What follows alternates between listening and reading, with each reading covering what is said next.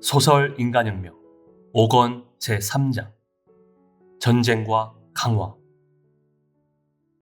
도다 조세이가 제2대 회장에 취임한 1951년 5월 3일 무렵부터 일본의 운명도 갑작스레 커다란 전환기를 맞이했다.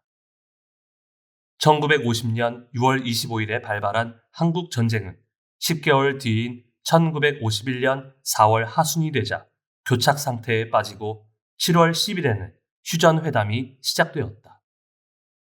이와 병행하여 제2차 세계대전의 결착이라고도 해야 할 대일 강화조약이 급진전을 보였는데 9월 8일에는 마침내 샌프란시스코 강화조약을 체결하게 되었다. 제3차 세계대전이라는 위기를 내포한 한국전쟁은 규슈 건너편의 현해탄을 사이에 둔 아시아 일각을 사륙과 파괴의 아수라장으로 변모시키며 민중에게 미중유의 희생을 강요했다. 그리고 한반도 사람들에게 어찌할 수 없는 비참한 황폐함을 가져다 주었다. 클라우제비치가 이렇게 말했다. 전쟁은 다른 수단을 활용하는 계속되는 정치에 불과하다. 정치는 목적이고 전쟁은 수단이다. 목적 없는 수단은 있을 수 없다는 그의 지적은 현대 전쟁을 위한 예언이라고까지 생각할 수 있다. 1950년 6월 25일 일요일 새벽 4시경 한반도에서는 북한군 7개 사단 약 11만 명이 소련제 전차 약 250대를 앞세우고 38선 전역에서 일제히 남한을 향해 공격을 시작했다. 이에 비해 한국군은 38선의 4개 사단 약 3만 5천 명을 배치해놓고 있었다. 그러나 뛰어난 장비를 갖춘 북한군은 순식간에 한국군을 압도하며 남하하여 3일 뒤인 6월 28일에 수도 서울을 점령했다. 이에 유엔은 안전보장이사회를 긴급히 열어 침략 행위를 즉시 멈추고 38선 북쪽으로 철퇴하라고 북한에게 요구하는 미국의 결의안을 채택했다. 이 시기에 소련은 중화인민공화국을 타이완 국민정부 대신에 안전보장이사회의 멤버로 해야 한다는 제안이 거부당하자 이에 대한 항의로 회의를 보이콧했다. 이렇게 하여 소련이 불참한 상태에서 한국 시간으로 28일 유엔 가맹국은 북한의 침공을 저지하기 위해 한국에 군사 원조를 하겠다는 의결을 채택했다. 현지에서 전황을 시찰한 메가더는 6월 30일 트루먼 대통령에게 미 지상군의 파견이 불가결하다고 보고했다. 그러자 대통령은 곧바로 메가더에게 그의 지휘 하에 있는 지상군을 파견하라고 허가했는데 이미 28일부터 해군과 공군은 출동한 상태였다. 그리고 육군 선발대가 전선에 도착한 7월 2일, 미군의 전면적 개입이 시작되었다.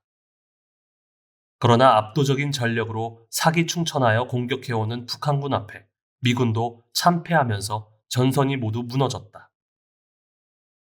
스탈린의 지지를 받아 만반의 준비를 갖춘 북한군의 군비는 미군을 압도했다.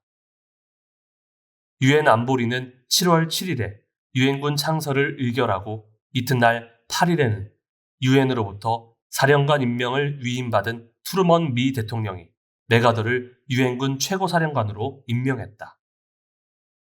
이로써 한미 양군은 유엔군으로서 싸우게 되었다. 그리고 그 후로 영국, 오스트레일리아, 프랑스, 캐나다, 터키, 필리핀, 타이 등 15개국이 지상군 부대를 유엔군으로 파견했다. 북한군에 추격당하던 한미 양군은 후퇴를 거듭했다. 7월 중순에는 서울과 부산의 중간쯤에 있는 전략적 요충지인 대전도 점령당했다. 8월이 되자 한반도의 동남부로 밀려난 유엔군은 부산을 핵심 거점으로 삼고 낙동강을 따라 반경 약 50km에서 100km에 이르는 지역에 마지막 방어선을 쳤다. 이른바 부산 교두보였다. 이리하여 한반도 통일의 주도권을 다투는 내전은 미군을 주력으로 하는 유엔군이 개입함으로써 처음부터 국제전쟁의 성격을 띠게 되었다. 한국전쟁은 민중의 통일을 목표로 하는 두 개의 세력, 다시 말해 자유주의 진영의 한국과 공산주의를 내건 북한의 대립이 원인이었지만 동서냉전이라는 구조 아래 두 세력이 격돌해 전개되고 있었다. 요컨대 강대국은 그들의 세력 확보와 위신을 걸고 약소국의 땅에서 약소국의 주민을 희생시키며 전쟁을 한 것이다. 한국전쟁뿐 아니라 베트남 전쟁도 그랬다. 그리고 강대국의 교활함은 그 전쟁을 한정전쟁이라고 부른다. 전쟁의 범위를 정하는 등 그럴싸한 이유를 들어 약소국을 전쟁터로 만들고 강대국끼리의 직접적인 전쟁을 피한 것이다. 이것은 자유주의 진영의 강대국 미국도, 공산권의 강대국 소련도 강대국이 내세우는 이데올로기와는 관계없이 약소국을 지배하에 두고 영향력을 행사했다는 점에서는 똑같았다. 한국군과 증원된 유엔군은 부산을 핵심 거점으로 하는 한반도 동남부의 모퉁이에 내몰렸지만 제공권과 제해권을 장악하고 의연하게 북한군과 맞섰다.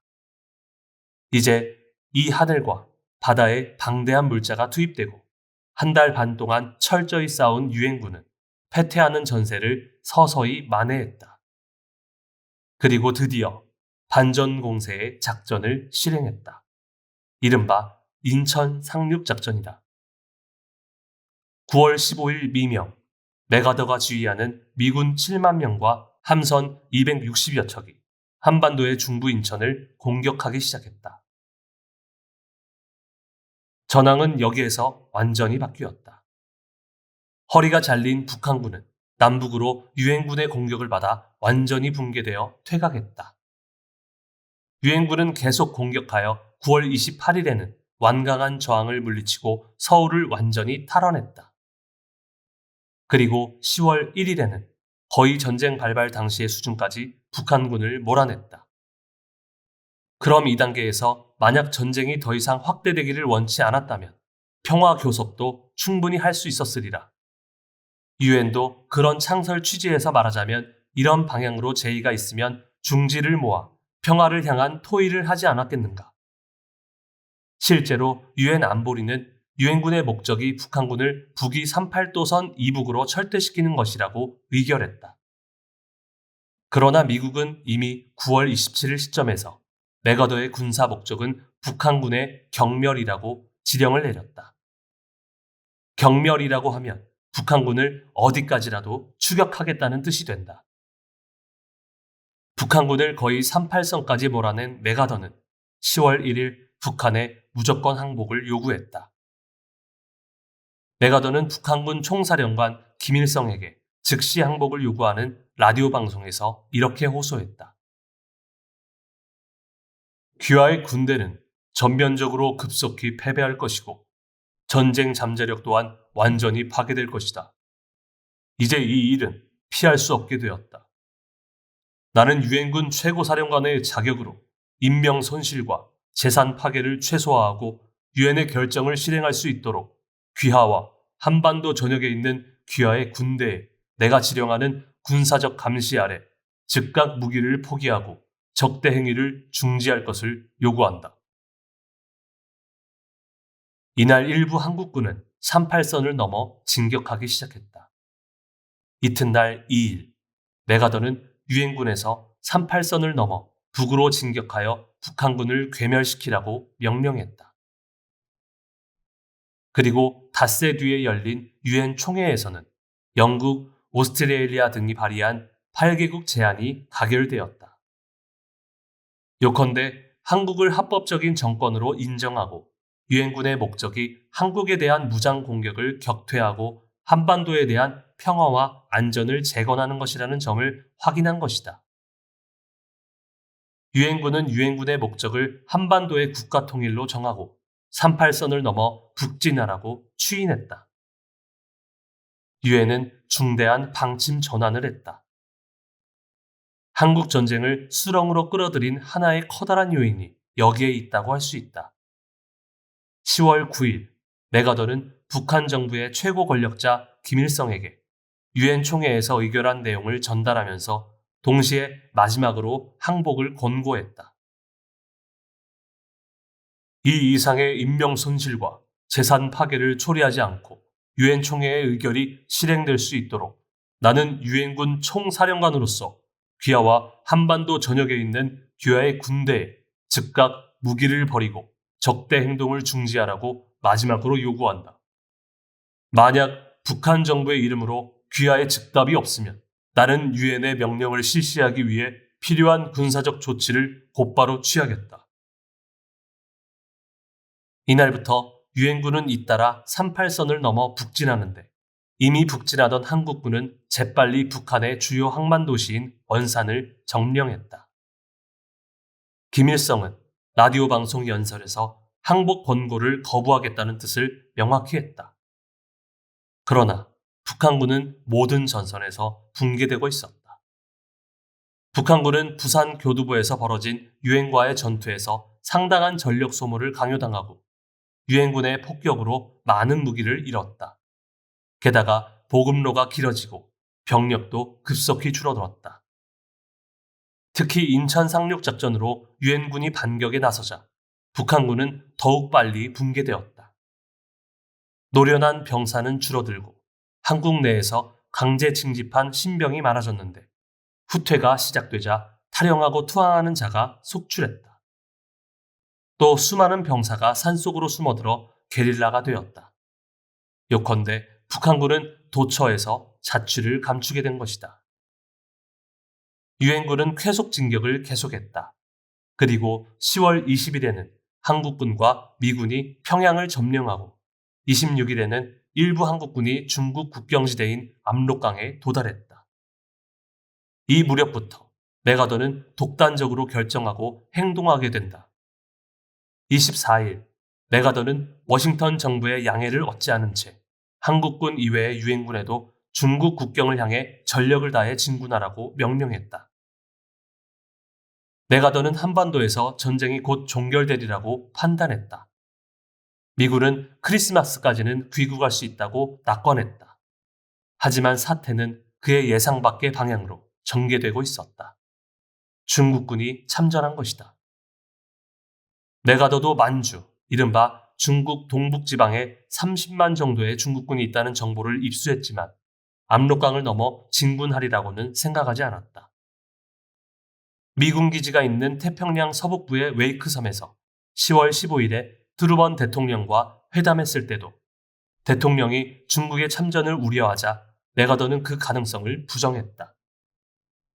메가더는 만약에 중국군이 압록강을 건너와도 수만 명에 지나지 않으리라는 관측을 말하고 중국군이 남하하면 미 공군이 경멸할 수 있다고 생각했다. 중국은 한국전쟁이 발발한 초기에는 이 전쟁의 관여에 소극적이었다. 1949년 10월 1일에 중화인민공화국의 수립을 선언하고 혁명이 성공했다고는 해도 아직 혁명의 완성에는 이르지 못하여 과제는 산더미처럼 쌓여 있었다. 한반도에 지원군을 보낼 만큼의 체제를 갖추지 못했다. 소련도 유럽에서 전후 처리를 하느라 바빠 원래는 한반도에 관심이 적었다. 하지만 공산주의 중국이 탄생하자 스탈린은 생각을 바꾼 모양이다. 스탈린은 남진하여 무력 통일하겠다는 김일성의 방침을 용인하고 필요한 무기를 원조했다. 게다가 군사문단 파견도 승인했다. 한국 전쟁이 발발할 때 북한군이 압도적인 병력으로 한미양군에 타격을 줄 수 있었던 이유는 소련이 무기를 지원했기 때문이다. 그리고 스탈린은 전황이 악화된 1950년 10월 김일성에 대한 지원군을 파견해달라고 중국에 요청했다. 중국 내부에서는 김일성을 지원해야 하느냐 마느냐로 의견이 나뉘었다. 마오쩌둥은 지원군 파견을 의결했지만 신중론자의 강한 저항을 받아 몇 번이고 실시를 연기했다. 중국군의 장비가 빈약한 데다가 또 미국과의 전면 대결로 발전할까 두려워했기 때문이다. 결국 유엔군이 38선을 넘어 북상하기 시작하자 10월 중순에 지원군을 북한에 출동시키기로 결정했다. 중국이 지원군을 파견하기로 결정한 진짜 이유는 북한에 대한 지원이라기보다 자국을 방위하고자 했기 때문이다. 미군은 공산 세력의 확대를 막으려고 한반도에 군대를 보냈기 때문이다. 중국은 자국의 군대를 중국군으로 참전하는 것을 피하고 의용군이라는 형식을 취했다. 이것이 중국인민지원군이다. 중국인민지원군은 유엔군이 평양을 점령한 10월 19일에 처음 압록강을 넘었다. 그리고 그달 25일에 한국군과 첫 교전을 시작했다. 이른바 제1차 공세의 시작이다. 이때 중국인민지원군은 26만 명의 대병력이었다. 맥아더는 중국의 참전은 있을 수 없다고 확신했지만 미군이 10월 하순에 압록강 근처에 이르렀을 때 그곳에는 중국인민지원군이 있었다. 중국인민지원군은 엄격한 군율에 따라 비밀리에 야간 이동만 했기 때문에 유엔군은 중국인민지원군의 움직임을 전혀 알아채지 못했다. 예상 외의 대군을 만난 미군은 한국군과 함께 서둘러 후퇴했다. 유엔군은 큰 타격을 받으면서 청천강까지 남하하여 방어전을 펼쳤다. 하지만 11월 5일이 지나자 중국인민지원군이 갑자기 공격을 멈추고는 그 모습을 감추었다. 지원군은 깊숙이 추격하는 것을 피하고 후방으로 물러나 다음 공세를 위해 준비에 몰두했다. 그리고 지원군 병력은 더욱 증강되었다.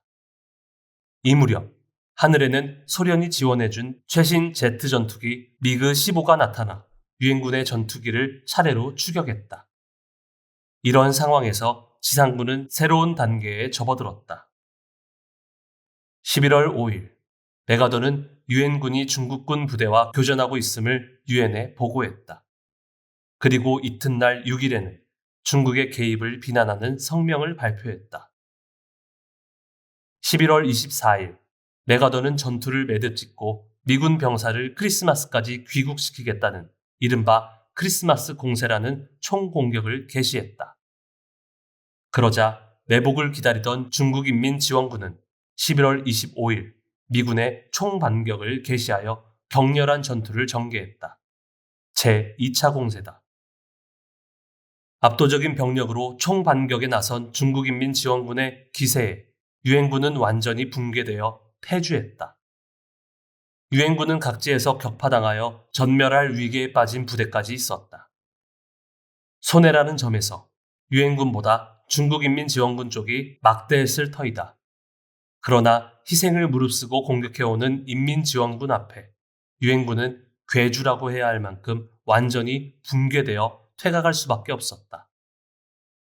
이 사태에 맥아더뿐만 아니라 미국과 유엔도 충격을 받았다. 맥아더는 11월 28일 새로운 전쟁에 직면했다고 합동참모본부에 보고했다. 그 와중에 트루먼 대통령은 11월 30일에 열린 기자회견에서 한국 전쟁의 원자폭탄 사용을 고려하고 있다고 발언했다. 이 발언에 놀라 영국의 앤서니 총리가 곧바로 워싱턴으로 날아가 12월 4일에 트루먼 대통령과 회담했다. 트루먼은 원자폭탄을 사용할 경우 사전에 영국과 캐나다와 협의하겠다고 약속했다. 한반도에서는 12월 5일 추격당하던 유엔군이 평양을 포기하면서 완벽하게 파괴했다.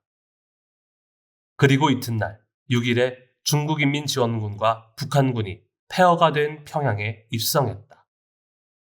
마오쩌둥은 38선을 넘어 곧장 남쪽의 개성까지 진격하라고 지시했다. 중국의 인민지원군은 더 나아가 서울을 목표로 삼았다. 맥아더는 전황을 호전시키기 위해 중국에 대해 전면적인 공격을 기도하고 있었다. 그러나 중국과의 전면전을 피하고 싶은 트루먼은 맥아더의 요청을 단호히 거부했다. 중국과 전면 대결을 할 정도라면 차라리 한국에서 철퇴하는 편이 낫다는 것이 트루먼 대통령의 방침이었다. 수렁으로 빠져들자 우려되는 전황에 유엔에서는 휴전이 화제로 오르게 되고 트루먼은 이 움직임에 동조했다. 하지만 한편으로 12월 16일에 국가 비상사태 선언을 내놓았다. 그는 한반도에서 전쟁을 끝내고 싶었지만 간단하게 결론을 내릴 문제가 아니라고 생각한 모양이다. 중국인민지원군과 북한군은 맹공을 계속 퍼부어 한반도 동북부의 전개에 있던 유엔군은 흥남 부두에서 선박으로 철퇴했다. 또 중부전선과 서부전선에 있던 유엔군은 모두 38선 이남으로 후퇴했다. 이것을 추격이라도 하듯 남진한 중국인민지원군은 12월 25일에 38선을 넘어 개성에 진출하고 서울을 공격할 때를 기다렸다. 12월 31일 중국인민지원군의 제3차 공세가 시작되어 대군이 서울을 향해 쳐들어왔다. 미 공군은 연일 맹공격을 퍼부었지만 그 기세를 저지할 수는 없었다. 해가 바뀌어 1951년 1월 4일 결국 유엔군은 서울을 포기했다. 그리고 그날 오후에 중국인민지원군과 북한군이 서울을 점령했다. 유엔군은 크게 후퇴하고 거의 37도선 지점에서 방어선을 구축했다. 지옥 같은 전쟁터로 변해버린 한반도에서는 수백만 명이 전쟁에 휩싸여 집을 잃고 가족을 빼앗기고 고향에서 쫓겨나 도망치며 헤매고 있었다. 유엔은 한반도에서 벌어진 전쟁이 예상외로 전개되자 곤혹스러워했다. 유엔은 전쟁 종결을 바라며 중국에 휴전을 요청했지만 중국은 거부했다. 이 전쟁에서 승리할 수 있다고 느낀 중국의 수뇌부는 정전할 마음이 전혀 없었다. 그러나 전선에 나가 있는 중국인민지원군은 막대한 피해를 입고 있었다. 국제적으로는 유엔군을 지지하는 나라가 많았지만 군사적으로는 이 시점에서 막다른 곳에 몰린 쪽은 미국과 유엔이었다. 만약 중국이 유엔의 휴전 요청에 응했다면 중국은 유리한 조건으로 교섭할 수 있었을 것이고 그 뒤에 전개되는 비참한 전쟁을 보지 않아도 되었을 터였다. 미국은 중국을 침략자로 규정하는 결의안을 유엔 총회에 제출했다. 총회는 의견이 분분했지만 이 결의안은 2월 1일에 채택되었다. 이것으로 휴전의 기회는 사라지고 다시 새로운 단계에 돌입하게 되었다. 확실히 중국인민지원군은 압도적인 병력으로 유엔군을 압박했다. 쓰러지고 쓰러져도 공격해오는 인민지원군에 미군은 공포마저 느꼈다. 계속되는 야간 기습으로 완전히 지쳐버렸다. 하지만 그것은 인민지원군도 마찬가지였다. 그들도 미국의 압도적인 화력과 기동력에 놀라고 또 수많은 병사를 잃어 약체화되고 있었다. 그리고 보급로도 길어지는 등 계속 전투를 하기에는 몇 가지 어려운 과제를 안고 있었다. 1월 25일 유엔군이 공세로 전환하자 인민지원군의 주력은 한강까지 물러나 휴식을 취하며 다음 전투를 위해 준비하고 있었다. 그들이 작전 회의를 연 바로 그때 미군의 반격이 시작되었다. 저항을 물리치면서 북상한 유엔군은 2월 11일에 한강에 도달했다. 서울이 바로 눈앞에 있었다. 이날 중국인민지원군은 제4차 공세를 시작했다. 유엔군은 막대한 피해를 입었지만 중국인민지원군의 이 공세는 일주일로 끝났다. 이번에는 유엔군이 반격 작전을 개시했다. 유엔군은 각 전선에서 적을 압박하면서 진군하여 3월 15일에는 다시 서울을 탈환했다. 중국인민지원군과 북한군은 38선 이북으로 후퇴했다. 트루먼 대통령은 38선을 회복함으로써 유엔군은 그 사명을 다했다고 생각했다. 바꿔 말하면 다시 38선을 넘어 압록강에 접근하면 중국과의 진흙탕 싸움에 빠져들 위험성이 크고 또 소련의 반발을 초래해 더 나아가서는 제3차 대전에 돌입할 두려움마저 있었으므로 하나의 정치적 판단을 내리게 된다. 확실히 한반도에 전쟁이 일어났을 때 창설된 유엔군의 사명은 남진하여 한국을 침입한 북한군을 38선 이북으로 격퇴하는 일이었다. 그러므로 지금까지의 경위는 어떻든 간에 이 시점에서 트루먼은 휴전을 주장하려고 했다. 그런데 바로 그때 워싱턴과 아무런 상의도 없이 메가더가 중국의 위협적인 성명을 발표한 것이다. 3월 24일에 전선을 공중 시찰하고자 도쿄 하네다를 출발할 때 메가더가 이렇게 말했다. 유엔군이 이 전투를 한국 지역에서만 제한하겠다는 인내 강한 노력을 포기하고 적의 연안 지역과 그 영토 내의 군사 기지에까지 군사작전을 확대한다면 중공은 즉각 군사적 붕괴 위기에 빠진다는 사실을 뼈저리게 알아야 한다. 나는 군사령관의 권한으로 각국 간의 의견 대립이 있을 수 없는 한반도에 대한 유엔의 정치 목적을 더 이상 유혈 없이 달성할 수 있는 군사적 수단을 찾기 위해 진심으로 계속 노력할 것이다. 그리고 이를 위해 언제라도 어느 때라도 전쟁터에서 공산군 총사령관과 회담할 용의가 있음은 두말할 나위도 없다. 완곡한 표현이지만 실질적인 항복 권고였다. 트루먼은 메가더의 해임을 결의했다. 트루먼도 이 전쟁으로 한반도의 친미 성향의 통일 국가를 이룬다면 그보다 더 좋은 일은 없다고 생각했을 것이다. 그러나 중국의 참전이라는 계산 밖의 중대한 사태가 발생했다. 트루먼은 전쟁을 한반도로 한정하고 정치적 해결을 도모했다. 이에 반해 메가더에게는 중국의 참전이 중국을 공격할 둘도 없는 기회로 비쳤다고 할 수 있다. 필시 그는 미국의 군사력으로 지금 당장 아시아의 공산주의 세력을 산산조각 내야 한다고 판단했음이 틀림없다. 특히 1949년 중화인민공화국의 수립은 미국의 아시아 정책에 위협이 되었다.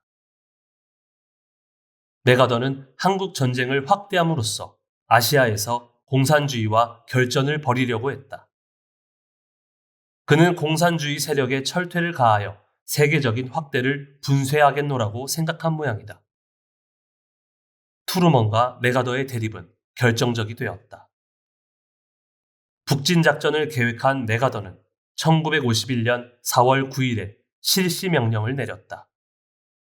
유엔군이 38선을 넘어 진격하기 시작한 지 이틀 뒤인 11일, 트루먼은 메가더를 모든 직무에서 해임한다고 발표했다. 해임 통보가 트루먼에게서 메가더에게 전해지기 전에 라디오 방송에서 유엔군 총사령관의 해임이 발표되었다. 메가더는 라디오 보도를 듣고서야 자신이 해임되었다는 사실을 알았다. 그로서는 굴욕적인 일이었다. 리지웨이 장군이 메가더의 후임이 되었다. 메가더는 육군에서 52년간 근무하며 최고의 자리까지 올라갔다고 해도 좋다. 그러나 그 지위에서 한순간 물러나야만 했다. 혁혁한 무훈을 세운 장군은 일본에서 누린 사상 최대의 권력도 잃었다. 6년 전인 1945년 8월, 패전국의 이상적인 민주주의 국가를 건설하겠노라며 맨주먹으로 전용기 바탄에서 내린 이상주의자인 메가더 장군. 그는 기아에 허덕이는 8천만 국민에게 식량을 아낌없이 방출했다. 더욱이 DDT를 뿌리고 예방주사 접종을 실시해 민중을 구제한 장군. 해임이라니 도대체 어찌된 일인가? 메가더는 복잡한 인물이었다. 이상주의자기도 하지만 반면에 지극히 현실주의적인 면도 있었다. 유능한 군인이지만 동시에 야심이 가득한 정치가이기도 했다. 자존심 강한 이 장군은 강한 자기 과시욕의 소유자이기도 하고 싹싹해 보이지만 계산적인 책략가이기도 했던 것이다. 그가 일본에서 6년 동안 남긴 발자취를 볼 때 공과는 반반이라고 분석할 수도 있으리라. 하지만 군국주의 국가 일본을 해체하고 민주국가로 가는 길을 만든 사람은 틀림없이 메가더였다. 그가 자신을 어떻게 자리매김했는지는 몰라도 민주화를 진행시키고 사상과 신교의 자유를 보장하는 헌법을 제정하도록 이끈 것은 틀림없다. 도다가 메가더를 범천의 작용으로 포착한 까닭은 옥수수 파이프를 입에 문 이 장군이 새로운 민주주의 시대를 만드는 역할을 완수했기 때문이다. 메가더가 미 정부 내에서 어떻게 평가되든 일본인에게는 전혀 상관없는 일이다. 언론 조작술이 교묘한 측면도 있지만 수많은 일본인이 그를 친근하게 여기며 믿음직스러운 권력자로서 경외한 일은 부정할 수 없는 사실이다. 메가더의 해임은 일본 국민에게는 청천벽력이었다. 4월 16일, 그가 일본을 떠날 때 20만 명이 넘는 사람이 하네다로 가는 길가에 서서 이별을 아쉬워하며 감사의 마음을 담아 그를 배웅했는데, 이 사실은 당시 일본인의 심정을 잘 말해준다고 할 수 있다. 38선을 사이에 두고 전쟁은 계속되었다. 메가더가 해임되고 11일이 지난 4월 22일, 중국인민지원군과 북한군이 총공격을 시작했다. 제5차 공세이다. 이것은 미군도 예상한 일이다. 미 공군은 38선을 돌파해 남하에 오는 대군을 맞이하여 맹렬한 공격을 반복했다. 조중연합군은 서울 침공을 기도했지만 병력은 전쟁을 시작했을 때보다 격감해 있었다. 전차도 대포와 다른 화기도 부족했다. 조중연합군은 보병으로 공격을 거듭했지만 엄청난 희생만 치르고 전쟁을 멈췄다. 5월이 되면서 조중연합군은 다시 대공세에 나섰다. 유엔군은 전선이 붕괴될 뻔했지만 계속 버텨냈다. 그리고 이윽고 반격에 나섰다. 이때 마침내 조중연합군은 힘이 다했는지 어쩔 수 없이 후퇴했다. 오히려 병력을 온전하게 보전한 유엔군이 38선 대부분의 지역에서 북진하여 38선 이북 일대를 점령했다. 이런 상황에 스탈린은 김일성을 앞세워 한반도를 통일하겠다는 소기의 목적을 달성하기란 이미 불가능하다고 자각한 모양이다. 6월이 되자 소련은 평화 교섭을 위해 미국의 로비를 벌이기 시작했다. 6월 23일, 소련의 말리크 유엔 대사가 미국의 라디오 방송에 출연해 남북 정전을 위한 교섭을 제안해 세계를 놀라게 했다. 소련은 평화를 공고히 하고 새로운 세계전쟁을 피하기 위해 투쟁을 계속하고 있습니다. 현재 가장 첨예한 문제, 다시 말해 한국 전쟁의 문제를 해결할 수 있다고 생각합니다. 이를 위해서는 쌍방이 한반도 문제를 평화적으로 해결하려는 준비를 해야 합니다. 소련 인민은 그 첫 단계로 교전국이 서로 쌍방의 군대를 38선에서 철수시키는 정전과 휴전을 위한 토의를 시작해야 한다고 생각합니다. 미국에서는 이미 5월 중순부터 한국 전쟁의 정전을 추진하려는 움직임이 있었다. 그리고 5월 말, 그 뜻이 소련에도 전달되었다. 그러나 중국의 마오쩌둥도 북한의 김일성도 소련의 지원 아래 아직 전쟁을 계속할 속셈이었고, 한국도 유엔군의 지원 아래 전쟁을 속행하겠노라고 결의하고 있었다. 스탈린은 정전 교접을 시작한 사실을 베이징에는 전하지 않았다. 트루먼도 한국에는 알리지 않았다. 강대국들은 한반도에서 벌어지는 비참한 전쟁의 무대 뒤에서 정전 교섭을 단행할 시기를 살피고 있었다. 그 동안에도 많은 병사가 격전 속에서 죽어갔다. 여기서 권모술수에 전념하는 강대국의 이기주의를 볼 수 있다. 유엔군이 정전을 제안할지도 모른다는 사실을 스탈린이 중국과 북한 측에 전달한 때는 6월 중순쯤이라고 추측된다. 미국이 한국에 이 사실을 전한 때는 말리크의 방송이 끝난 뒤였다. 6월 25일, 트루먼은 한반도의 평화적인 해결을 위해 참여할 준비가 되어 있다고 연설했다. 그리고 중국의 인민일보는 한반도 문제의 평화적인 해결에 관한 말리크 소련 대표의 제안에 전적으로 동의한다고 보도했다. 이렇게 우여곡절을 거치면서 정전을 향한 움직임이 시작되었다. 그리고 7월 10일, 서울의 서북쪽에 있는 38선 바로 밑의 개성에서 일단 휴전 회담을 열기에 이르렀다. 하지만 외국 군대의 철퇴, 군사 경계선과 비무장지대의 설정, 감시기구의 구성, 포로 교환 등 양측이 제시한 조건이 맞지 않아 몇 번이고 회담이 중단되었다.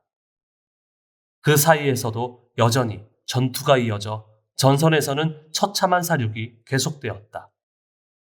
양측 지도자는 휴전 회담을 유리하게 이끌려고 전투를 계속시켰다. 유엔군은 적극적인 공세에 나서 고지를 점령하려고 했다.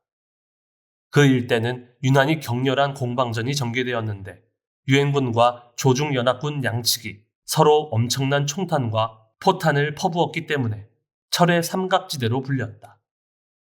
38선에서 북쪽으로 약 2에서 30km 떨어진 지점으로 한반도 중앙부에 펼쳐진 평강, 철원, 김화를 연결하는 지대이다. 한국 전쟁에서 가장 격렬했다고 하는 이 공방전은 산의 모양을 바꿀 정도였다. 이에 조중연합군은 미로처럼 굴을 파서 동굴을 만들고 진지전을 전개해 완강하게 저항하며 사수했다. 이렇게 각 전선에서 서로 막대한 피해를 내면서 전쟁은 교착 상태에 빠져들었다. 10월 25일, 판문점으로 장소를 옮겨 휴전회담을 재개했다. 그러나 회담은 포로 문제나 그 밖의 복잡한 문제로 계속해서 난항을 겪었다. 그 사이에도 최전선에는 고지쟁탈전이 계속되었다. 한반도는 전쟁이 시작된 뒤로 두 번의 겨울을 넘기고 1952년에 봄을 맞이했지만 사람들의 생활에 봄은 아직 먼 존재였다. 병력 증강에 힘쓴 조중연합군은 유엔군을 상회하기에 이르렀다. 조중연합군의 진지가 지하로 숨어들자 미군의 폭격도 효과가 미비했다. 이 폭격의 목표를 바꾼 미군은 6월에 수력발전소를 폭격했다. 이 폭격으로 북한은 전기 생산량의 90%를 잃게 되었다. 또 7월에는 한국 전쟁 중 최대 규모의 폭격이 평양에서 펼쳐지고 공장과 발전소들이 잇따라 공격당했다. 이로써 북한의 국력은 철저히 파괴되었다. 중국도 북한도 정전을 원하게 되었다. 그러나 스탈린은 전쟁을 계속하라고 지시했다. 스탈린은 정전을 고려하는 한편 전쟁을 장기화시켜 미국의 국력을 약화시킨과 동시에 국제 정치에서 우월한 위치를 얻으려고 생각한 모양이다. 1953년 1월 미 대통령은 트루먼에서 아이젠하워로 바뀌었다. 소련에서는 2달 뒤인 3월에 스탈린이 죽었다. 후임 총리로는 말렌코프가 취임했다. 스탈린의 죽음으로 소련의 한반도 정책은 순식간에 바뀌고 휴전을 향해 움직이기 시작했다. 7월 27일 판문점에서 휴전협정 조인식이 열렸다. 이날 밤 10시 전쟁이 시작되고 3년여 만에 전쟁은 한반도 전역에서 멈췄다. 이제 포로를 어떻게 처리하느냐가 최대의 난관이 되었다. 휴전협정은 처음 회담에서 만 2년이 걸렸는데 이 2년 동안 포로로 잡힌 인원의 2배에 달하는 사상자가 나왔다. 전쟁의 어리석음과 무의미함을 이야기하기에 충분한 사실이다. 3년에 이르는 전쟁으로 입은 물적 피해를 계산할 방법도 없었다. 한반도 전역이 초토화되고 수많은 도시가 잿더미로 변했다. 막대한 인적 피해도 입었지만 아직까지도 명확한 숫자를 알 수가 없다. 군인과 민간인을 포함한 북한의 사망자는 150만 명 또는 250만 명이라고 한다. 한국의 사망자는 100만에서 130만 명이라고 한다. 중국인민지원군의 사망자는 100만 명으로 추정된다. 미군의 사망자도 3만에서 5만 명 이상이라고 한다. 적어도 300 수십만 명의 목숨이 희생당하고 나서야 한국 전쟁은 일단 종결되었다. 일단이라고 한 까닭은 체결된 협정이 평화협정이 아닌 휴전협정이기 때문이다. 그러므로 한반도는 그 뒤로도 법적으로는 전쟁 상태가 이어지고 수많은 비극을 낳게 되었다. 휴전협정 뒤에 남은 것은 폭 4km, 길이 248km의 휴전선이었다.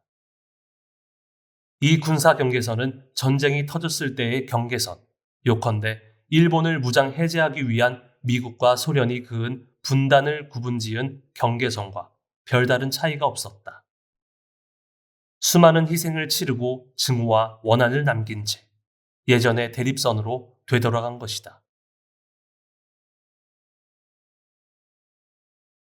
이 무렵 도다 조세이는 한국 전쟁의 본질을 더욱 깊이 통찰하고 있었다. 1951년 대백년화 5호에 게재된 도다의 건두 논문 한국 전쟁과 황선유포가 그것을 유감없이 말해주고 있다. 한민족은 더없이 비참한 생활을 하고 있다. 그들의 몸 위를 덮은 세계는 악국 악시의 세계다. 누가 나쁜 것인가? 그는 세계 10여 개국의 군대가 모여 전쟁을 벌인 이 작은 나라의 운명을 생각했다.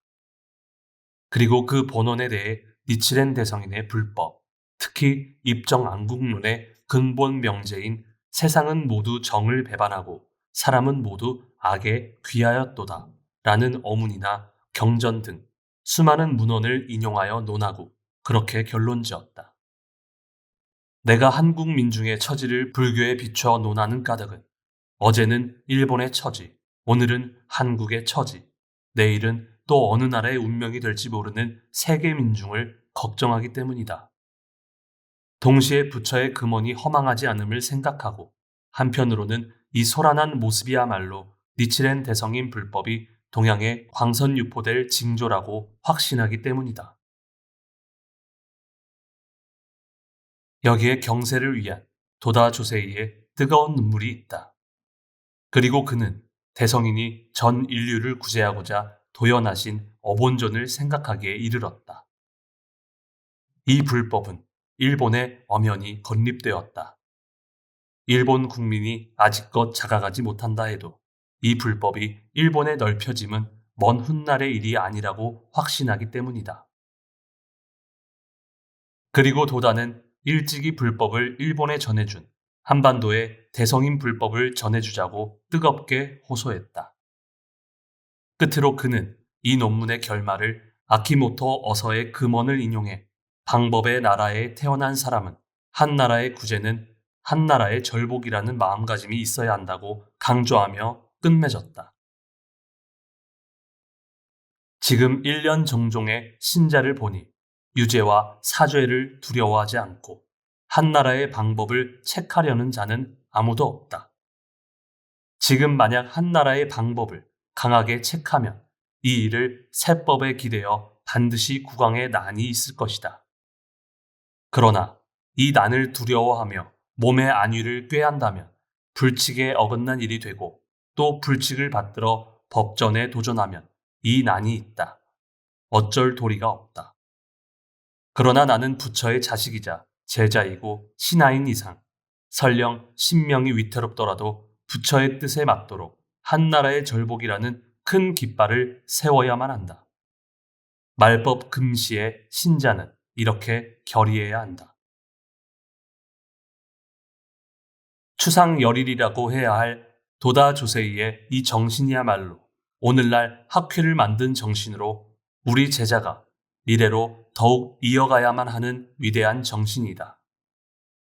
그런데 지금까지 한국 전쟁에 관해 이야기하면서 그와 동시에 병행된 대일 평화조약을 다루지 않은 까닭은 한국 전쟁을 처리하는 방식의 발상 기반이 그대로 평화조약을 성립하는 방식의 발상 기반이기도 했기 때문이다. 전자는 군사전쟁의 수습이고 후자는 장래의 국제 간 이해를 주시하며 준비된 강화조약이다. 이 발상 기반이란 무엇인가? 미국의 세계 정책, 그 중에서도 극동아시아 정책이 그 기반이 되어 있음은 지금까지의 한국 전쟁 추이에서도 쉽게 이해할 수 있을 것이다. 1951년 9월에 체결한 일본에 대한 평화조약 및 미일 안전보장조약과 한국 전쟁에 대한 미국의 대응은 완전히 같은 뿌리에 바탕을 둔 발상이었다. 결국 동서양 진영의 냉전 구조이며 미국 측에서 말하자면 공산주의 세력의 봉쇄였다고 해도 좋다. 대일 강화 조약이 일본에서 처음으로 뉴스로 보도된 때는 1946년 2월이었다. 번스 미 국무장관은 일본과 독일의 강화 조약은 앞으로 1년 반 이내에 완료될 것으로 기대된다며 조기 체결의 전망을 밝혔다. 이듬해인 1947년 1월 6일 트루먼 대통령이 연두 교서에서 강화 조약을 언급하고 조약 체결을 촉진할 의향을 밝혔다. 그러나 동시에 소련에 대한 강경 정책은 변함이 없다며 소련을 견제하겠다는 방침을 분명히 말했다. 그리고 두 달쯤 지난 3월 17일 메가더는 기자회견에서 대일 강화의 때가 무르익었다고 하면서 이렇게 말했다. 일본의 군사 점령을 빨리 끝내고 정식으로 대일 강화 조약을 맺어서 총사령부를 해산해야 한다. 강화 조약 교섭을 가능한 빨리 시작해야 하며 늦어도 1년 안에 시작해야 한다고 나는 확신한다. 총사령부의 군사 점령 시기는 강화 조약을 체결함으로써 완전히 끝내야 한다. 왜냐하면 바야흐로 강화 조약을 체결하기 위한 여러 조건이 무르익었기 때문이다. 미군 점령의 건설적인 단계는 대부분 종료되었다. 일본인은 누구에게 강제되어 전쟁을 포기하는 새로운 헌법을 만든 것이 아니며 그들은 포츠담 선언에 따라 군사시설을 폐지했다. 그러므로 우리가 철퇴하면 일본은 무방비 상태에 빠질 것이다. 일본을 보호하기 위해 이러한 결점을 보충하려면 두 가지 방법밖에 없다. 첫째, 최소한의 군사시설을 허가해야 한다. 하지만 일본인은 세계의 진보적 정신에 의지하여 자신을 부당한 침략에서 지키려 하고 있다. 만약 유엔이 이 일에 성공한다면 그것은 유엔으로서 가장 훌륭한 성공일 것이다. 미국의 신문은 메가더의 이 발언을 메가더 원수가 미국 철퇴를 요망이라는 내용으로 대서특필하여 보도했다. 미 국무성도 트루먼 대통령과 마셜 국무장관이 이 문제를 추진하려면 미 정부로서는 이번 가을 안에 대일 강화 조약의 교섭을 시작할 의사가 있다는 비공식 견해를 내놓았다. 영국도 강화 조약의 조기 체결에 찬성의 뜻을 표명했다. 전쟁이 끝나고 채 2년이 지나지 않아 대일 강화 조약을 체결하려는 움직임이 크게 진전되는 듯 했다. 대일 강화를 맺은 미국의 방침은 미 국무성이 강화 조약의 안을 작성하는 등 구체적으로 움직였다. 하지만 예비회의의 진행 등의 절차적인 면에서 소련과 중국 국민당 정부의 합의를 얻지 못해 결국 암초에 걸리고 말았다. 불안정한 국제 정세는 급속도로 먹구름에 뒤덮였다. 1948년이 되자 소련의 베를린 봉쇄와 한반도의 남북 분단 등 동서냉전의 깊은 균열이 지구상 여기저기에서 그 모습을 드러냈다. 미국에서는 소련과 풀 수 없는 대립관계를 이미 피할 수 없는 이상 무슨 일이 있어도 지금 자국이 점령하고 있는 일본을 자기 진영으로 끌어들여야 했다. 소련과의 대결을 생각하면 제2차 세계대전 때 적국으로서 맞서 싸운 일본의 인적 자원과 공업력 그리고 수많은 미국 기지로서의 기능을 확보하는 일이 절대적으로 요청된다. 미국은 아시아 대륙의 동쪽 끝을 따라 남북으로 길게 펼쳐진 일본 열도를 방공의 방파제로 또 침몰하지 않는 거대한 항공모함으로 보았음이 틀림없다.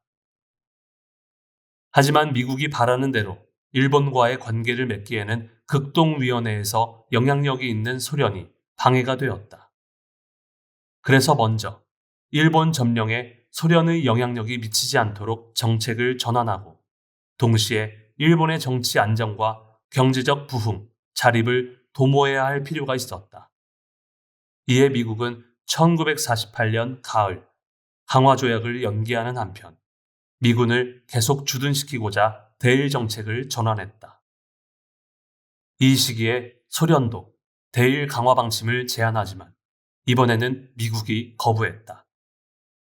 미국의 일본 점령 정책은 일본이 다시는 전쟁을 하지 않겠다는 민주주의적 평화국가로 다시 태어나게 한다는 당초의 목적에서 공산권을 향한 방파제로서의 역할을 담당하는 친미 국가로 만드는 정책으로 크게 변화했다.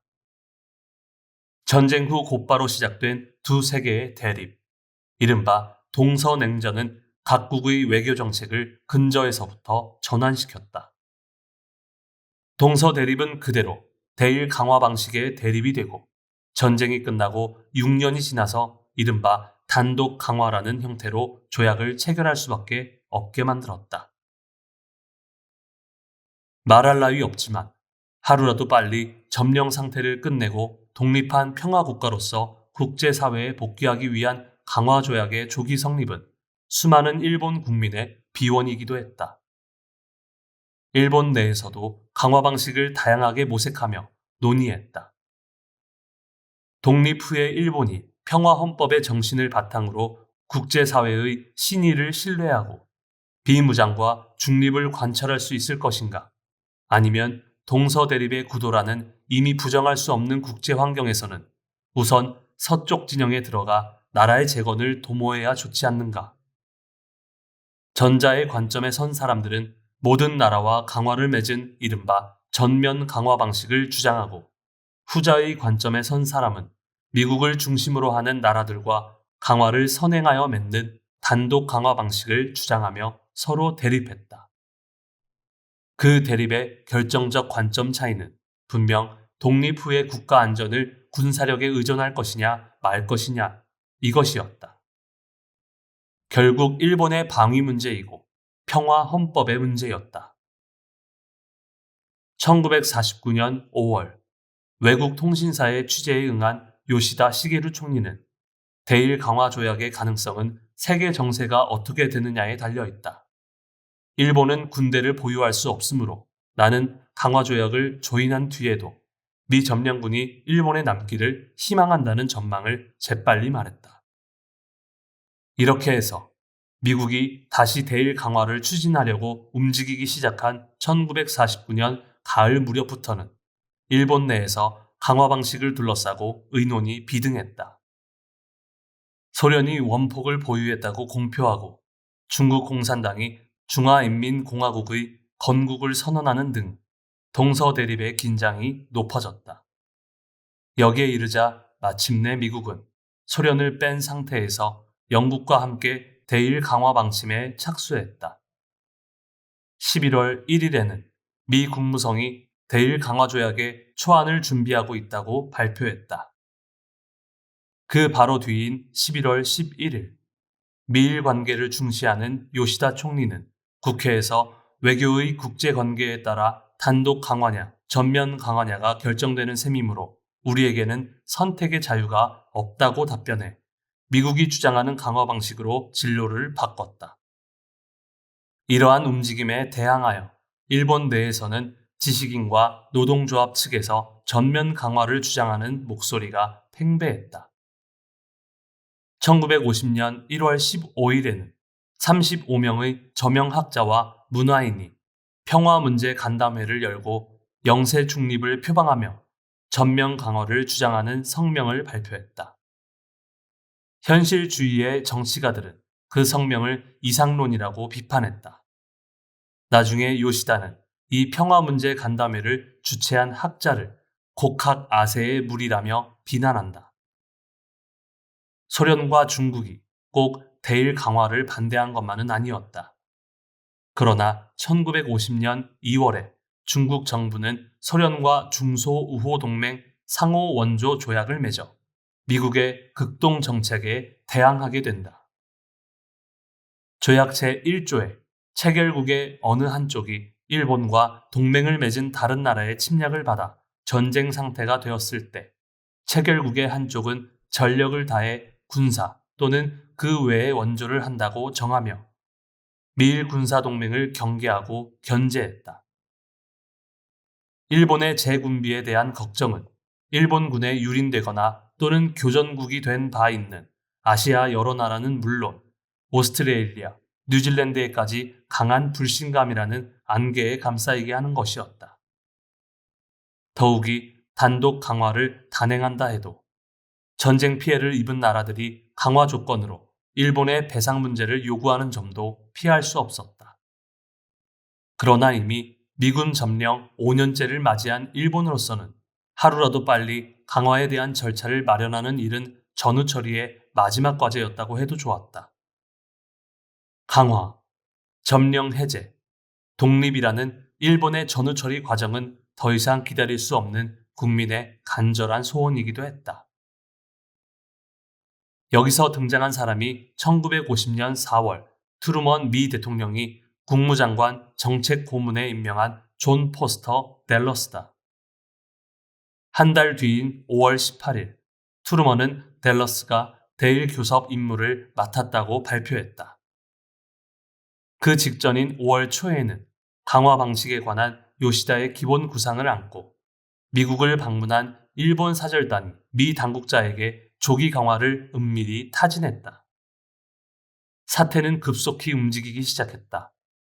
대일 강화를 실현하고자 움직이기 시작한 댈러스는 6월에 이미 일본을 방문했다. 그는 메가더 그리고 요시다 일행과 회담하면서 독립 일본의 안전 보장 문제 등을 정력적으로 대화했다.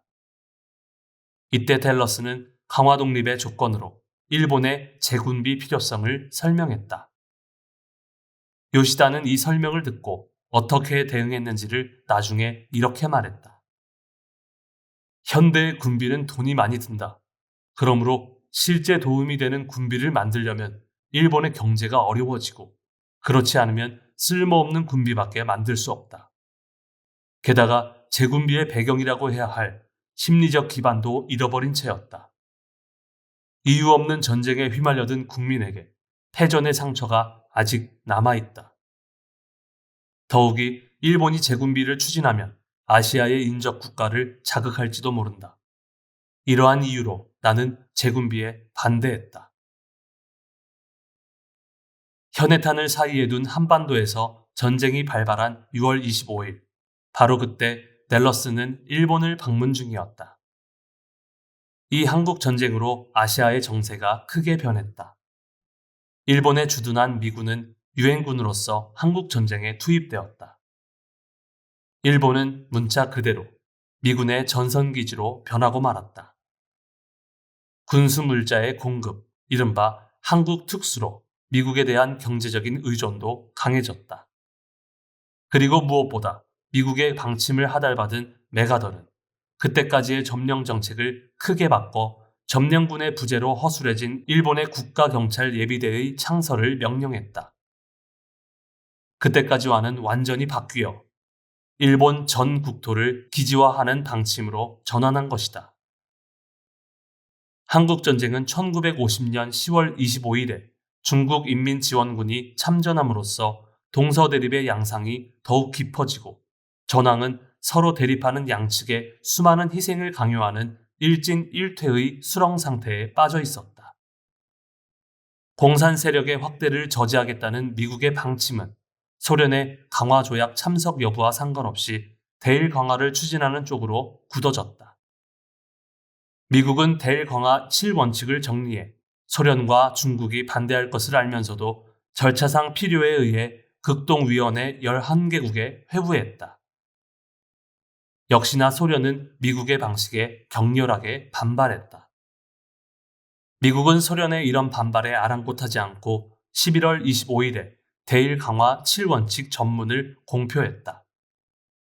대일 강화 7원칙은 강화의 당사국을 일본과 조약 체결의 의사가 있는 나라로 하는 것을 비롯해 오키나와와 북방 영토의 귀속 문제, 배상 청구권의 원칙적 포기 등과 함께 안전 보장에 관한 미일 협력 관계를 명확히 담고 있다. 그 중에서도 안전 보장 문제는 미일 강화에 관련된 중대한 주제였다. 그 내용이 방위 문제, 재군비 문제에 대한 일본의 태도 결정을 촉구한 것임은 말할 것도 없다. 당연한 일이지만 일본 정부도 이 7원칙을 바탕으로 미국과 교섭해야 할 강화의 구체적인 방식에 관해 유식자와 전문가로 구성된 회의를 소집하고 검토를 거듭했다. 한 해가 밝아 1951년 1월 25일 댈러스가 다시 일본에 왔다.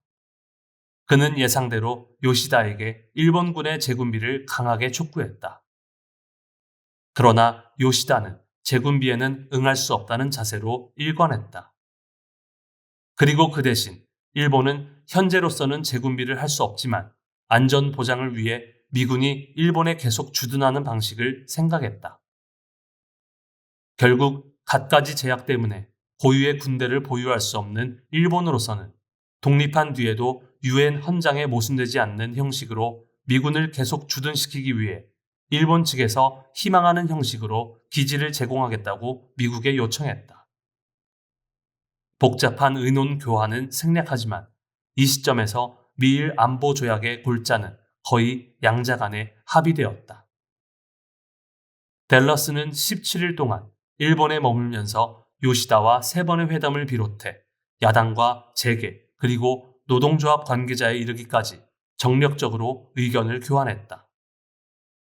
그리고 일본을 출발한 댈러스는 필리핀과 오스트레일리아 그리고 뉴질랜드를 돌면서 이들 나라와 막바지 의논을 했다. 다시 말해 미국의 일본 주둔 문제 그리고 일본의 제군비와 배상 문제에 대해 각 나라와 조정을 꾀한 뒤 겨우 귀국했다. 이리하여 강화조약에 초하는 관계국의 예비회의도 열지 않고 중국과 소련을 제외한 여러 관계국에 댈러스가 직접 가서 개별 교섭하는 이례적인 방법으로 작성되었다. 이 강화 교섭을 위해 댈러스는 3번의 일본 방문을 포함해 1년 동안 12만 5천 마일을 비행했다고 한다. 그야말로 지구를 5바퀴나 돌 만큼의 여행이다. 댈러스는 곧바로 강화조약의 초안 작성에 매달렸다. 미국의 최종적인 강화조약 초안은 1951년 3월 하순 일본을 비롯한 관계국 15개국에 제시되었다. 이에 대해 일본 내에서는 어디까지나 전면 강화, 요컨대 제2차 세계대전의 모든 연합국과 강화를 맺어야 한다고 강하게 주장하는 사람들도 있었다. 전면 강화를 바라는 세력은 대체로 이렇게 주장하며 운동을 전개했다. 과거의 모든 교정국이 조인하는 전면 강화라면 일본은 어느 나라와도 우호를 맺을 수 있다. 다시 말해 각국의 승인하에 영세 중립을 선언할 수도 있다. 그럼으로써 새로운 평화 헌법을 지키고 2번 다시 전쟁을 하지 않는 평화 국가가 될 수도 있을 것이다. 그런데 일부 국가를 제외한 강화라면 편파적인 강화가 되어 우리나라는 국제 간의 패권을 다투는 양대 세력의 싸움에 몸을 맡겨야 한다. 전쟁에 휘말리는 위험을 피하려면 이 기회에 어떻게 해서라도 전면 강화를 요구해야 한다. 거기에는 무모한 전쟁으로 도탄에 빠진 괴로움을 민중에게 맛보게 하면 안 된다는 간절한 마음이 있다고도 할 수 있다. 메가더가 파면당한 직후인 1951년 4월 16일, 댈러스는 3번째로 일본을 방문했다. 이 방문에서 댈러스는 요시다에게 필리핀, 오스트레일리아, 뉴질랜드 등과 나눈 교섭 경과를 전했다. 그리고 영국이 들고 나온 중국 대표권 문제에 관해서는 조정 중이므로 일본의 태도를 보류하라고 요망했다. 중국 대표권 문제는 영국이 중화인민공화국을 당사국으로 해야 한다고 주장하는 것을 말한다. 그러나 미국의 중화인민공화국은 한반도에서 현재 싸우고 있는 적국이다. 영국의 주장을 도저히 승인할 리가 없었다. 그래서 댈러스는 6월에 런던을 방문하여 중화인민공화국과 타이완의 국민당 정부 둘 다 강화회의에는 부르지 않겠다. 조약이 발표된 이후 일본이 어느 한쪽 정부를 선택해 조약을 맺는다는 내용으로 영국과 최종 타협을 보았다. 이것으로 미국은 미영 공동 제안이라는 형태로 강화 조약안을 제시하는 단계에 이르렀다. 국제관계의 이해를 우선시하는 현실 정치라는 거친 바다의 물결 속에서 농락당하듯 점령하에 일본이 당도한 곳은 사회주의 국가 등을 제외한 나라들과 맺은 강화였다. 미영 공동 제안이 발표되고 7월 20일 미국은 대일 강화 회의 초청장을 51개국에 보내고 일본에도 보냈다. 그 열흘 전인 7월 10일에는 개성에서 한반도의 휴전회담이 시작되었다. 만약 여기서 한반도가 평화를 되찾았다면 강화 조약의 내용에도 변경의 압박이 있었을지도 모른다. 그러나 휴전회담은 몇 번이나 중단되고 한반도에서의 전투는 끊이질 않았다. 대일 강화 회의에는 사전에 합의한 대로 중화인민공화국을 초대하지 않았다. 또 인도, 버마, 유고슬라비아 이렇게 3개국은 회의에 초청되었지만 참가하지 않았다. 인도가 참가하지 않은 이유는 미일 군사동맹 그리고 중국의 강화 회의 불참 등의 이의를 제기했기 때문이다. 이렇게 하여 9월 4일부터 8일까지 닷새 동안 미국 샌프란시스코의 오페라 하우스를 무대로 강화 회의가 시작되었다. 최종적으로 참가국은 일본을 포함해 52개국이 되었다. 일본에서는 요시다 총리를 수석으로 하는 전권위원 6명, 전권대리 5명, 그리고 그 외에 강화회의 파견의원단과 수행자를 모두 합쳐 약 50명의 대표단이 미국을 방문했다. 회의 장소가 된 오페라 하우스는 1945년 6월 50개국의 대표가 참석하여 유엔 헌장을 조인한 무대이기도 하다. 강화회의 첫날, 개회사를 발표하고자 일어선 트루먼 미 대통령은 일본 점령의 실적과 경과를 말했다. 그리고 대일 강화 조약 체결을 이룬 댈러스의 노력을 상찬하며 온화하게 연설했다. 이 조약은 모든 참가국의 주된 희망과 궁극적인 이해를 고려해 승자에게도 패자에게도 공정한 조약이다. 뿐만 아니라 이 조약은 실행 가능한 조약이다. 장래 다시 전쟁을 일으키는 원인이 될 만한 씨앗은 무엇 하나 포함되어 있지 않다. 그리고 또 이 조약은 과거가 아닌 미래를 향한 화해의 조약이다. 그리고 트루먼은 일본 안전 보장의 중요성을 지적하고 새로운 일본이 아시아 또 태평양 여러 나라와 협력하여 국제적으로 공헌하기를 기대한다며 연설을 마쳤다. 우리 앞에 있는 이 강화조약의 초안은 평화를 말하는 그 이상의 일, 다시 말해 평화를 위한 행동을 요구하는 것이다. 따라서 이 회의가 진행됨에 따라 누가 평화를 바라고 누가 평화를 저지하려는지 또 누가 전쟁을 종결시키려 하고 누가 전쟁을 계속하고 싶어 하는지 명확해질 것이다. 현재 전 세계를 뒤덮은 긴급 상태가 완화되기를 진심으로 바라는 모든 나라로부터 이 조약이 지지를 받을 것임을 우리는 믿고 있다. 나는 조화와 이해를 촉진하기 위한 이 첫 단계를 우리가 일치하여 추진하기를 기원해 맞이 않는다. 지금 우리는 강화를 맺는 자리에 앉아 있다. 앞으로 우리 사이에 승자와 패자라는 구별을 모두 없애고 모든 적의와 증오를 버려 서로 평화를 희구하는 동료가 되지 않겠는가? 둘째 날인 9월 5일에는 강화회의에 의장과 부의장이 선출되고 미국과 영국이 전권을 행사해 대일 강화 조약에 초안이 제출된 이유를 설명했다. 그리고 이어서 각국 대표의 연설로 이어졌다. 그 자리에서 소련의 수석 정권인 그로미코가 13개 항목에 걸친 수정안을 제출했다. 그러나 초안 수정은 허락하지 않는다는 회의 규칙에 따라 깨끗이 각하되었다. 셋째 날인 9월 6일에도 각국 대표의 연설이 계속되었는데 실론의 자예 와르덴의 재무장관은 불전을 인용해 연설했다. 이 연설은 일본 대표단의 심금을 울렸다. 우리나라도 손해배상을 요구할 권리가 있습니다. 하지만 우리나라는 손해배상을 요구할 계획이 없습니다. 왜냐하면 우리는 위대한 스승의 말씀과 무수한 아시아 민중의 생명에 더 높은 품격을 갖추게 한 가르침을 믿기 때문입니다. 그것은 원한을 원한으로 갚는다면 원한은 끝내 그치지 않는다.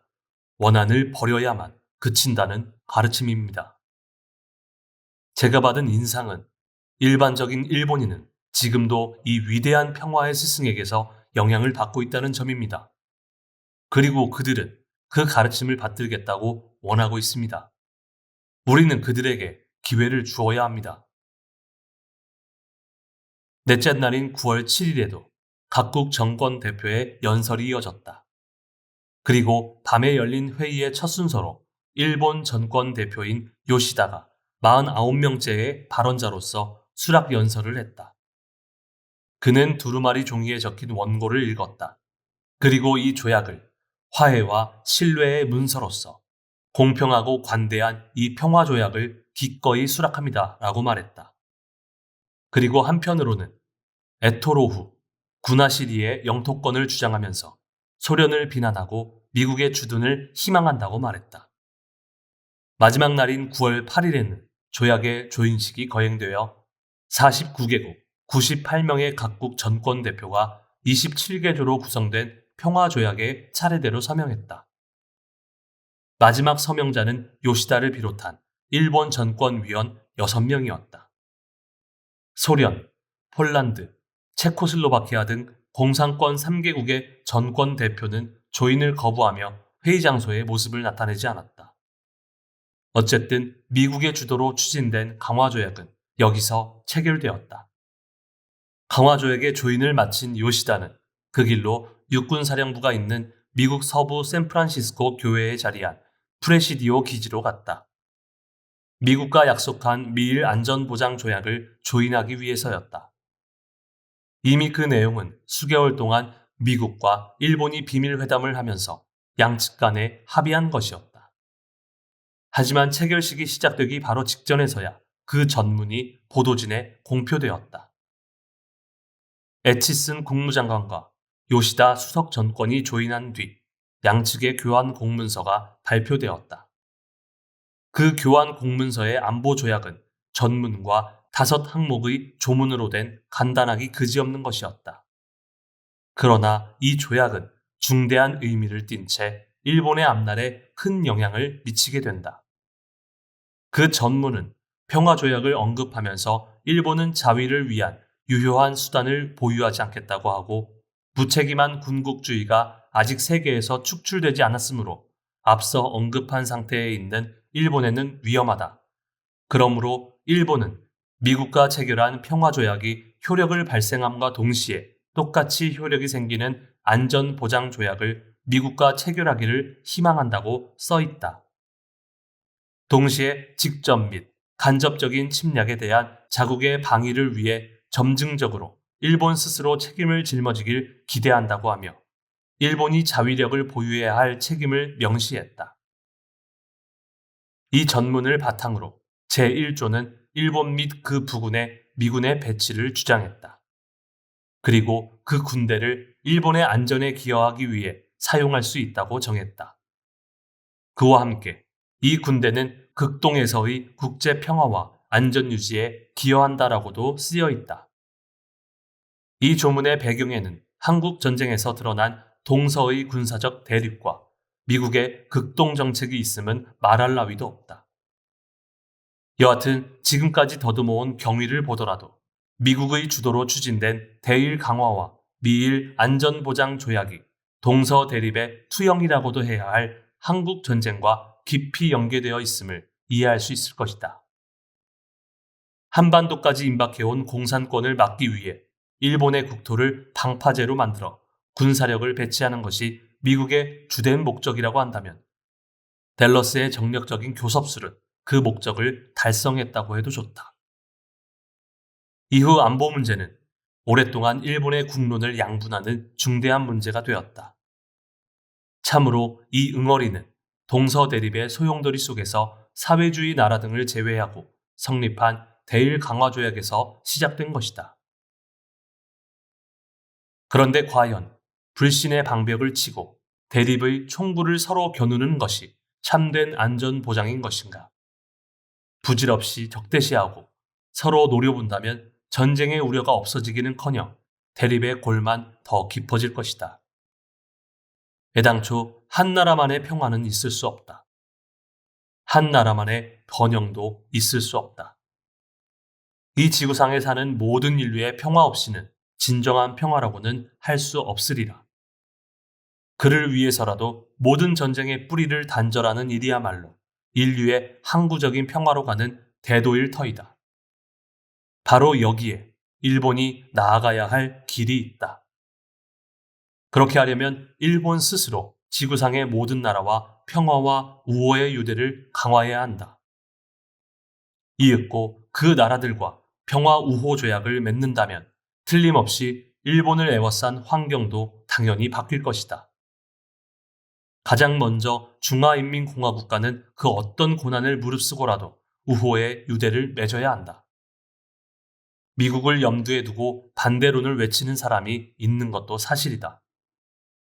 중국을 적대시하는 정책을 주장하는 사람도 많다. 그 의중을 모르는 바는 아니다. 하지만 중국과 일본은 문화적으로도 역사적으로도 깊은 유대를 맺어왔다. 수천 년 동안 교류한 이웃나라와 친분을 맺는데 무슨 망설임이 필요한가? 통한에 찬 과거의 역사를 그대로 둬서 좋을 리가 없다. 여기서 가까운 비유를 들어 이야기하고자 한다. 옛날에 가까운 친척으로 서로 이웃에 살아온 두 집이 있었다. 선대에 조상끼리 싸움이 벌어져 어느새 말도 하지 않고 절교 상태로 긴 세월이 흘렀다. 그동안 한쪽 집은 천리 저편에 새로운 친척이 생겨 친하게 지냈다. 하지만 아무리 그래도 이웃에 사는 친척이다. 흔히 먼 친척보다 이웃 사촌이라고도 한다. 하물며 본래 친척이지 않은가. 지금은 선대의 기억이 옅어지고 최근 들어 서로에게 진심으로 우위를 바라지만 한쪽 집은 천리 저편의 친척을 생각해서 차마 우호의 손길을 보낼 수 없었다. 또 다른 한쪽 집은 불같이 화를 내고 만다. 그러면 여기서 이웃끼리 모든 상황을 버리고 서로 과감히 우호의 손을 잡는다면 어떻게 되는가? 모든 환경이 크게 바뀔 것이다. 이윽고 천리 저편의 집도 함께 친척이 되고 새 집은 평화로운 교류를 시작할 것이다. 국가와 국가의 관계도 민족과 민족의 관계도 그 근본을 이루는 것은 인간의 일념이다. 어느 국가나 민족을 불신하고 반목하고 증오하는 마음이 사람들에게 계속 있는 한 국가가 아니라 민족 간의 참된 의미의 우호와 평화도 이루어지지 않는다. 중요한 점은 국가나 민족, 그리고 종교, 문화, 언어 등은 달라도 지구를 고향으로 삼는 같은 인간이고 동포라는 점이다. 이러한 인식으로 사람들이 일어서서 불신을 신뢰로, 반목을 협조로, 증오를 우애로 바꾸어야 한다. 요컨대 인간의 일념 전환이야말로 평화 건설의 요체라고 할 수 있다. 법화경에는 삼변토전이라고 나오는데 부처가 사바세계인 국토를 3번 바꾸어 정토로 만든 것을 말한다. 불법은 모든 사람에게 부처의 생명이 갖춰져 있다고 가르친다. 인간의 일념을 전환하고 부처의 생명을 현현하면 국토를 바꾸고 이 지상에서 항구적인 평화를 실현할 수 있다. 삼변토전은 그 원리를 밝힌 가르침이라고 할 수 있다.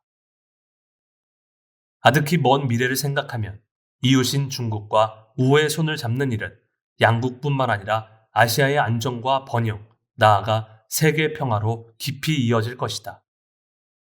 정치가들은 바로 그 환경을 어떻게 만들 것이냐에 용기 있게 대처해야 한다. 눈앞의 일에만 급급하는 정치가들은 이것을 비현실적인 공리공론이라고 비웃을지 모른다. 그러나 현실은 대체 무엇을 가리키고 있는가? 현실은 바로 서민의 생활 속에 있을 터이다. 전쟁으로 몹시 괴로워하고 원자폭탄으로 이 세상의 지옥을 체험하면서 이제 전쟁은 2번 다시 하기 싫다. 전쟁에 지더라도 평화로운 편이 좋다고 깨달은 서민의 생활 실감보다 현실적인 것이 어디 있겠는가? 그러한 생활의식에서 나온 정책이야말로 현실적인 정책이라고 해야 한다. 수많은 존귀한 희생을 치른 서민의 생활의식은 모든 나라와 우호를 바라고 있을 터이다. 물론 나는 공산주의를 예찬하는 것도 아니고 자유주의를 적으로서 논할 생각도 없다. 그것을 포함하는 불법의 인간주의에 섰을 때 그렇게 결론을 내릴 수밖에 없다. 머지않아 새로운 세계에 빛나는 역사의 무대에 힘차게 뛰어나올 세대는 전도양양한 현재의 청소년들이다. 미래의 무한한 가능성을 간직한 젊은 세대의 앞날을 막으면 결코 안 된다. 어쨌든 일본이 참된 평화국가로서 일어서려면 스스로 인류의 평화를 가져오는 환경을 만들고 개척하는 일이 반드시 필요하다. 중국과도 소련과도 그리고 지구상의 모든 나라와도 평화와 우호의 유대를 맺어야 한다. 여기에 세계의 항구 평화로 가는 대도가 있다고 말하고 싶다. 세계의 나라들과 평화와 우호의 유대가 맺어지면 민중과 민중의 평화와 문화의 우정이라는 다리는 몇 겹으로 놓일 것이다. 거기에서 비로소 불신과 대립의 벽을 걷어내고 인류가 함께 번영하는 새로운 세기도 열린다. 평화주의의 일본 헌법도 그때 비로소 이 지구상에 찬연히 빛을 발할 것이다. 이렇게 말하면 현실 세계는 그 정도로 아주 간다는 것이 아니라고 반론하는 사람도 있을 것이다. 그렇지만 누군가 솔선해서 평화와 우호의 유대를 맺는 노력을 시작하지 않으면 아시아 민중의 안테는 있을 수 없다. 일본은 좌고우면하지 말고 끝까지 평화주의를 기조로 하여 외교 방침을 관철하는 강인한 결의를 해야 한다. 그렇게 하려면 먼저 중화인민공화국과의 평화우호조약 체결을 최우선으로 해야 하고 이것이야말로 가장 현실적인 정책이라고 거듭 호소하고자 한다.